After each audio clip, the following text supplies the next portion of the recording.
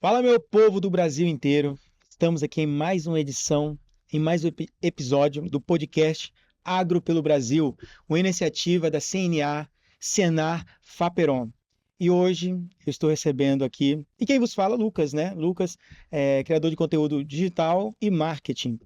Hoje eu estou recebendo uma pessoa muito querida, né? Rondoniense, casada, sócia do escritório Jacinto Rodrigues, advogados, associados, apaixonada pelo universo jurídico, com expertise em execução bancária e agronegócio. Gente, não é brincadeira, hein? Advogada integrante da diretoria do Movimento Mulheres do Agro Rondônia, pós-graduada em execução civil e pós-graduação em direito do agronegócio. É isso aí. Estou falando com ela, Paula Rocha. Olá, boa noite, Lucas. Boa noite, pessoal. Primeiramente, gostaria de agradecer o convite. Estar aqui é uma honra e vamos tirar a dúvida, falar de um tema que é de extrema importância para nós, né? Para os produtores rurais. Muito bem, Paula. Olha só, rondoniense, como já citei aqui, vou falar só fazer uma pequena introdução sobre você nesse primeiro momento. Sim. Nasceu na capital ou veio de um outro estado para cá? Como é que foi isso aí? Não veio de outro estado. Enfim, nasceu na capital, mas como tem sido? Como chegou no direito? Enfim. Bom, então, né, nasci, né, em Porto Velho, passei boa parte da minha infância, né, em Porto Velho, só vim para Ariquemes aos 12 anos, mais ou menos 12, 13 anos, e aqui é onde eu tenho minha residência até os dias atuais, né. O direito veio como, assim, um paraquedas, vamos se dizer assim. Eu gostava muito de designer de interiores, de arquitetura, e aí, de repente, tinha uma irmã que, né, já fez direito e ela sempre falava, mas eu sempre tive um pezinho ali, né, para essa área mais voltada para arquitetura, que lado criativo e tudo mais. Mas não tinha aqui em Ariquemes, né, não tinha arquitetura ainda, e aí o que tinha eu falei: "Bom, eu quero fazer uma faculdade", o que que tinha? Direito. E aí eu falei: "Bom, de todos os que já tinha, eu tinha feito vestibular, fiz vestibular para farmácia, passei em primeiro lugar, mas não quis fazer". E aí eu falei: "Não, vou tentar direito", porque o direito ele tem uma gama muito grande. E eu falava: "Bom, se eu não for advogar, eu posso tentar concurso". E aí passei no vestibular, me formei e me apaixonei pelo universo jurídico, né, e hoje eu tô aqui já com graças a Deus, né, já tô num escritório que tem bastante suporte, que, assim, me faz ser apaixonada pelo universo jurídico, assim, a cada dia que passa. Paula, parabéns, tá? Uma das coisas bacanas, né, aqui a CNA, juntamente com a Faperon, Senar, eles estão com a carreta. Nós falamos aqui de Ariquemes, a carreta está aqui, tendo a oportunidade aí de conhecer vários rondonienses, cada um dentro da sua expertise, no ambiente do agronegócio, e receber você aqui falando de direito, né? A história de nosso estado sendo prestigiado por cada, por cada pessoa desse lugar. Enfim, e hoje nós vamos falar sobre moratória da soja. Hum. O produtor rondoniense, bem como o produtor de todo o país, tem sido impactado por esse episódio tão difícil. Já não basta aí um período de produção difícil, né, que é um ano atípico que a gente acabou de ter, estamos, né, enfim, estamos no ciclo. Temos aí também a moratória da soja que está impactando tanto. Quero começar com uma pergunta, Paula. O que é a moratória da soja? Esclareça para os nossos ouvintes. Então, realmente é um assunto que tem tirado um pouquinho o sono do produtor rural, né. Aí a gente entra num tanto o mundo fala: "Ah, mas a moratória, o que que é?". A moratória da soja, o nome já diz, né: "Ah, mas moratória". Moratório quer dizer que existe obrigações e quando você não cumpre essas obrigações, você entra em mora. Então por isso que se chama moratória da soja. Nada mais é do que uma obrigação no seguinte contexto: a partir de 2008, se você tivesse aberto, né, uma área, você não poderia plantar soja nessa área aberta após 2008. Foi aí um acordo entre associações, né, que aconteceu ali em 2006 e que é a partir de 2008 que seria o marco. Então, as pessoas que ela plantassem em áreas abertas após 2008, elas não poderiam comercializar esse produto. Então, assim, é por isso que fala a moratória da soja. Então, a pessoa, quando ela cai na moratória, é porque ela plantou em áreas abertas após 2008. Então, ela cai na moratória da soja. Por isso, esse nome moratória da soja.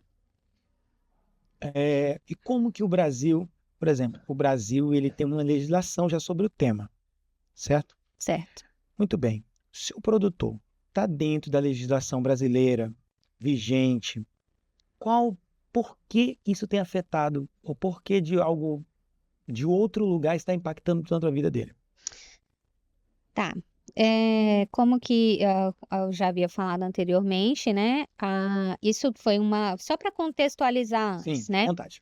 Isso são associações, né, brasileiras, né, da Biov e ANEC, eles fizeram esse acordo, vamos dizer assim, né, fizeram esse acordo, no qual o produtor ele não foi chamado para ser ouvido, para negociar com isso, vamos dizer assim, vamos chamar aqui as pessoas que realmente são interessadas para poder ver se a gente, né, tá de acordo para fazer esse acordo para a moratória.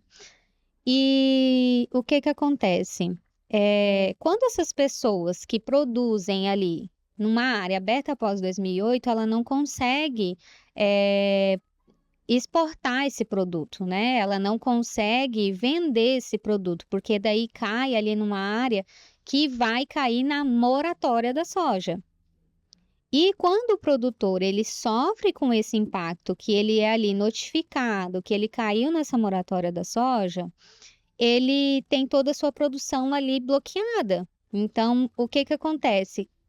O impacto para essa pessoa é muito grande. Aí você fala assim para mim, mas Paula, então a área que ele plantou ali após 2008 está irregular? Tem alguma coisa? Não.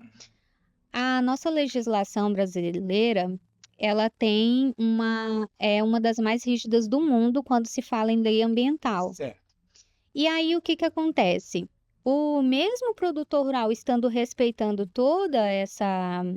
o que diz a legislação, ele abre a terra ali com todas as guias, atendendo toda a legislação Dentro da ambiental. legislação, o Código Florestal Brasileiro. Tudo dentro, bonitinho, respeitando. Só que, mesmo que ele faça isso após 2008, se ele plantar soja, ele pode ter a sua produção bloqueada. Tem algum fundamento, eles têm alguma plausibilidade para estar aplicando esse tipo de sanção, vamos colocar assim, aos produtores brasileiros? Plausibilidade teria porque eles têm esse acordo firmado, mas juridicamente falando, na lei, não teria. E que isso até é uma crítica, né? Porque não faz o menor sentido que a pessoa que ela respeita uma legislação que é extremamente rígida e ele vai ser penalizado por um acordo feito entre associações para exportação só para dizer que está numa ideia de soja verde, né? Ah, não, vamos fazer um acordo aqui que nós vamos comprar só soja de áreas que foram desmatadas abertas, né? Vou colocar aqui, foram abertas antes de 2008. Então, após isso, não pode. Então, e isso viola vários direitos do produtor e da pessoa mesmo, porque o direito da propriedade está sendo violada. Como nós sabemos, né, a propriedade, por exemplo, ela precisa atender a sua função social. Se ela não atende a sua função social, você poderia ter a sua terra expropriada. Então, o que que acontece? Você tem um pedaço ali de terra, você tem que produzir. Essa terra tem que ser produzida. E o que esse acordo diz é como se você tivesse ali, após 2008 eu não posso produzir soja. Mas e se eu só sei produzir soja? Como que eu faço? E se a minha geração, é, a vida inteira aprendeu a plantar soja, agora vem um acordo lá bloqueando tudo e agora vai dizer que você não pode mais plantar soja? E você sabe que isso cai dentro de um contexto muito interessante. Que Rondônia é um estado novo. Sim, O rondoniense, o produtor, né, veio para Rondônia com a promessa e com o dever, né, a obrigação de cultivar essa terra. Sim, imagina só o impacto dessas famílias, porque assim, são pessoas que a grande maioria veio de fora, comprou terra, abriu de forma legal, tudo conforme manda o figurino, e aí de repente você tá ali com a tua estrutura toda pronta, com teu maquinário, você investiu dinheiro, fez financiamento para a compra de máquina, insumo, enfim. E aí você é surpreendido com isso, quer dizer, você não pode mais plantar aquilo que você sempre se propôs a fazer, do que você tá ali, você tem todo um estudo, tem todo um conhecimento para essa demanda, né? Uma coisa que me chama muita atenção, eu tive a oportunidade de ver, tive a oportunidade de conversar com uma pessoa assim. O dono da propriedade tinha algum canto ali na terra dele que caiu dentro da moratória, só que não só ele foi afetado, o filho dele também foi afetado. Como que é isso? Eu nunca vi nem algo desse tipo. Porque o que que acontece? Eles têm um sistema do PRODES, né, que eles fazem, por satélite, primeiro que Sim. eles analisam essa área, por exemplo.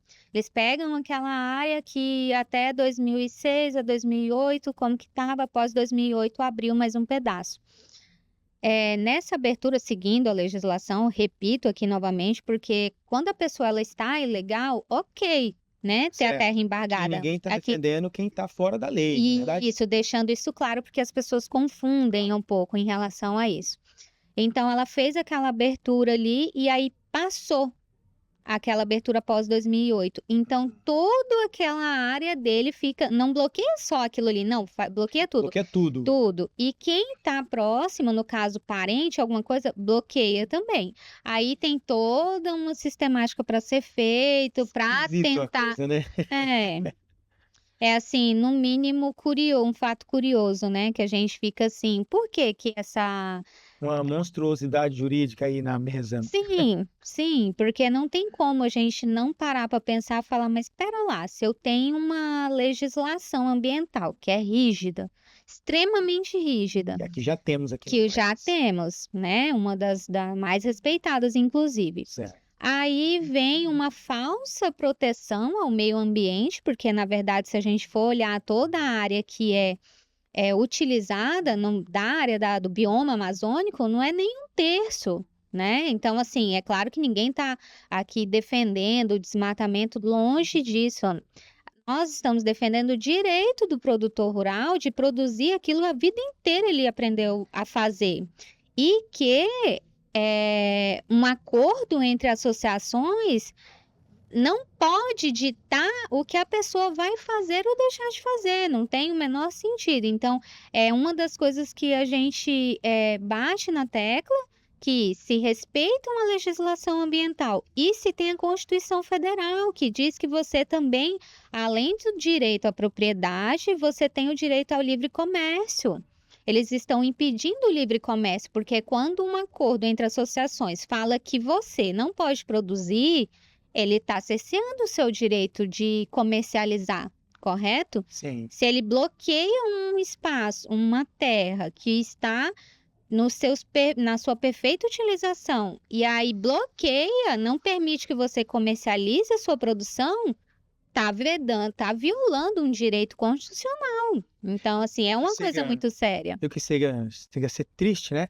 Porque grande parte dessas empresas, essas multinacionais, usufrui de incentivos do Estado. Na verdade, o próprio Estado que é incentivado, é recebido com todo, né? Enfim, prejudica o produtor desse Estado. Então, vamos lá, sustentabilidade para tanta coisa, só o produtor que não se sustenta nessa história, não é isso? Assim, verdade.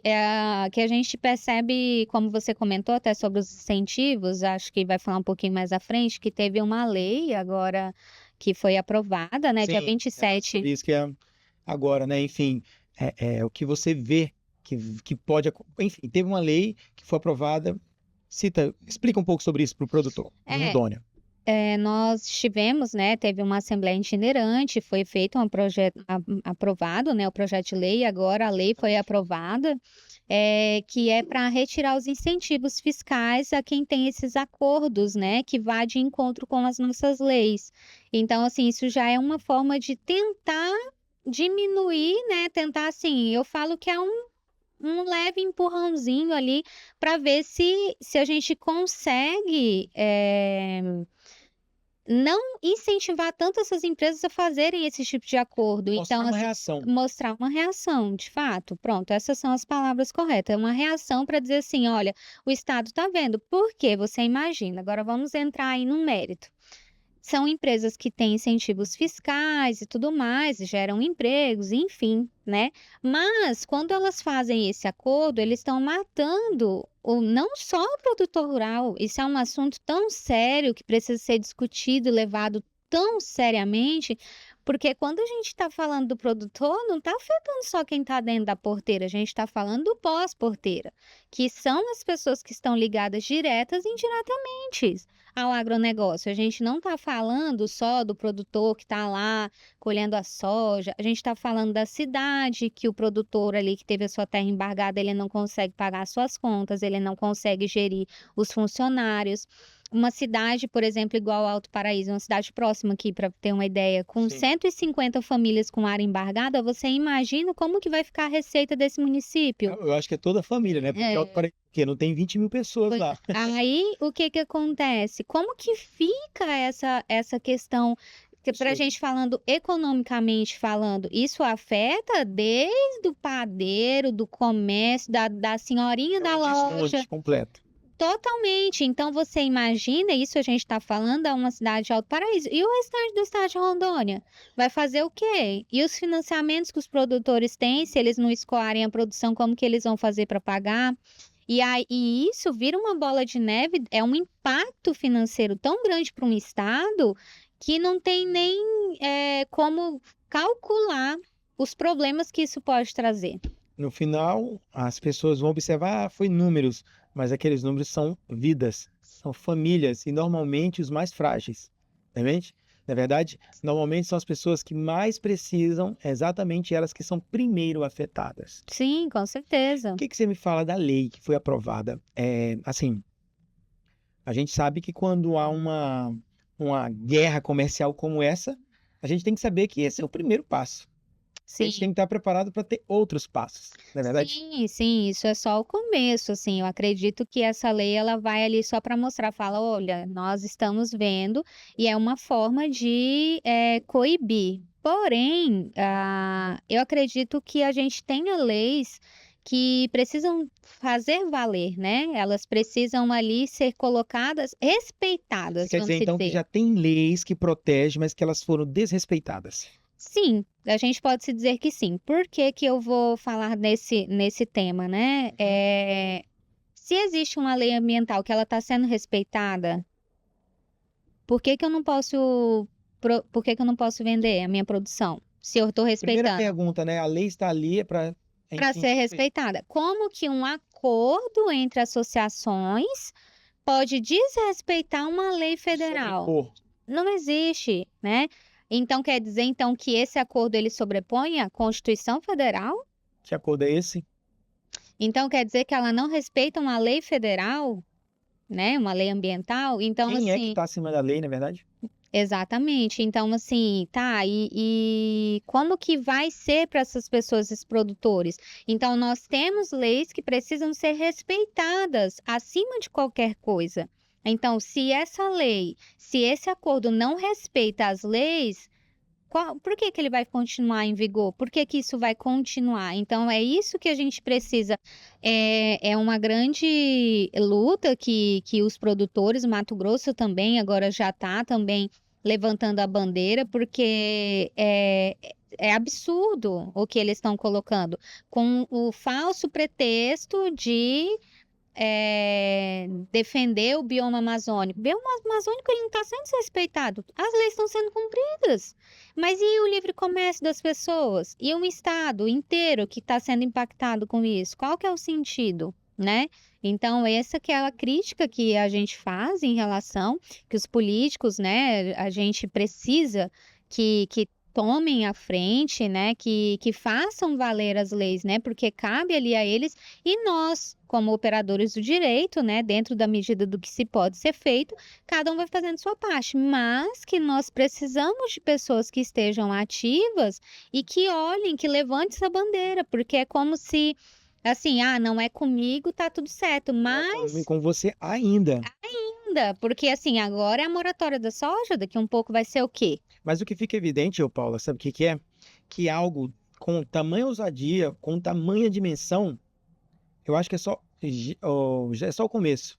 Eu acredito que o produtor tem que estar atento mais do que nunca, né? Porque organização, instituição nenhuma está acima da própria lei, né? Se for necessário os produtores se moverem, suas entidades representativas se moverem, levarem até o governo estadual para que pudesse ter uma lei para pelo menos reagir a esse tipo de situação, o que eu posso dizer é que o produtor tem que estar.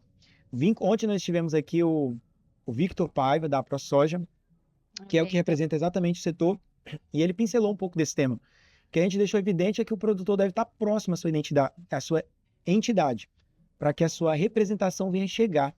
E que, de modo social, político, econômico, ele pense em proteger, porque o nosso estado é agro, né? O nosso país, a potência é o agro. Sim. Se a gente for nocauteado logo aí, imagina. Não, e hoje é o agronegócio, ele é o PIB, né? O agronegócio, ele leva o país. Isso daí, a gente é um celeiro do mundo, né? Vamos se dizer assim. Então, nós precisamos ficar atentos, né, a essas questões, ficar próximos, porque tem muito produtor que nem estava sabendo da moratória da soja. Então, assim, se você está próximo ali, por exemplo, a ProSoja, né? Tá ali diretamente vendo as demandas, acompanhando, vendo o que pode ser feito junto com os advogados, junto com as pessoas que estão ali próximas, acompanhando todo o dilema, acompanhando as listas, vendo o que pode ser feito, se tem como fazer alguma coisa, se era só algum problema de sobreposição de mapa, que aí ir lá, entrar com pedido, enfim, precisa que os produtores estejam atentos. Hoje, o produtor rural, ele não pode mais se ver só dentro da porteira. Ele precisa entender que aquilo é um negócio, é um empreendimento e tem que ficar atento, estar próximo das pessoas, porque senão vem com essas pancadas de surpresa e aí inviabiliza tudo, porque teve produtor que foi pego de surpresa e que está com a sua produção toda bloqueada, com a sua área lá toda Exatamente. embargada, não consegue fazer nada. E aí? E aí a gente fica evidente que o produtor precisa ter voz, o produtor precisa acordar para essa realidade, se juntar com outros produtores para que vocês possam discutir ideias. Olha, as grandes soluções não vêm de cima para baixo. Não, É o povo que mostra a sua realidade, sua demanda. com Acho que isso certeza. fica muito evidente, né, Paula? Com certeza. Paulo, nós estamos caminhando para o final, né? Gostaria muito de agradecer a sua presença, o seu conhecimento aqui disponível para todo mundo poder acessar. Eu queria que você falasse aí, deixasse um recado para o produtor, deixasse um recado para aqueles que precisam, né, ser defendido, enfim, que as pessoas estão com muitas questões que precisam ser esclarecidas. Bom, aqui meu recado, né, para o produtor rural, fiquem atentos, né, às situações que estão envoltas, né, ali a questões ligadas diretamente, né, à produção, ao que pode ser feito, enfim, né, primeiro passo é esse. O segundo passo, esteja próximo de pessoas que vai poder te auxiliar, como você mesmo falou, as mudanças elas começam de baixo para cima, então é necessário que o produtor rural esteja ao lado de pessoas que possam auxiliá-los. Tem a ProSoja? Esteja próximo à ProSoja, estejam em contato com pessoas com entidades, com associações, enfim, Votem em pessoas que representam que seus interesses. representem seus Bem óbvio até, interesses, né? bem óbvio, mas o óbvio precisa ser dito, né? Porque quando essas coisas acontecem, quem vai ser afetado vai ser o próprio produtor de primeira. E assim, quando ele é afetado, uma cadeia inteira é afetada. Então, essa é a minha orientação a princípio, que estejam atentos Sim. e que não desistam. tá? Isso é só o começo, mas existem pessoas que estão fazendo o que podem para tentar contornar essa situação. Não acredito que é uma coisa que vai ser do dia para a noite, mas eu acredito que a gente está caminhando para a solução desse problema. E continuem, observem, cobrem quem vocês votaram, quem vocês vão votar. As pessoas que estão próximas à associação, vai lá, busca saber, procura que eles vão direcioná-los em cada caso para acompanhar. E é isso, não desista, são culturas, né, que a gente vê que são ensinadas de geração. Então, eu não acredito que um acordo entre duas associações, com acordo internacional, ela possa chegar e dizer Não, para jamais, para né? um produtor que ele não vai poder produzir o que o pai dele ensinou, que o avô dele ensinou, que é coisas de gerações. Então, assim, eu tenho famílias que produzem soja que o pai do meu tio ensinou e que está passando em geração, e do nada, que já está indo para outra geração, vai chegar e vai dizer assim: opa, você não vai produzir porque a gente tem um acordo aqui. Como assim se joga uma história de uma geração inteira, de gerações, por conta de acordos que nem sequer chamaram o produtor para discutir, né? Nem fizeram um estudo de impacto. Então é isso, não desistam, continuem. A geração ela precisa continuar, tem que ser repassado, sim, e que em breve a gente consiga resolver essa situação e o produtor voltar a dormir em paz. Sempre gosto de dizer, agricultor é rei e que nessa terra maravilhosa ele venha a ser cada dia mais próspero, né? Eu acho que esse é o começo. É muito bom ver o produtor empenhado, querendo entender. Eu quero muito agradecer você, Paula, por estar com a gente, tá bom? Esse Obrigada. aqui foi a experiência Agro pelo Brasil. O Agro acontece aqui, uma iniciativa da CNA, Senar e Faperon. Eu que agradeço a oportunidade, obrigada, boa noite a todos. Pessoal, um grande abraço para todos vocês, que Deus abençoe e até mais um episódio. Abraço.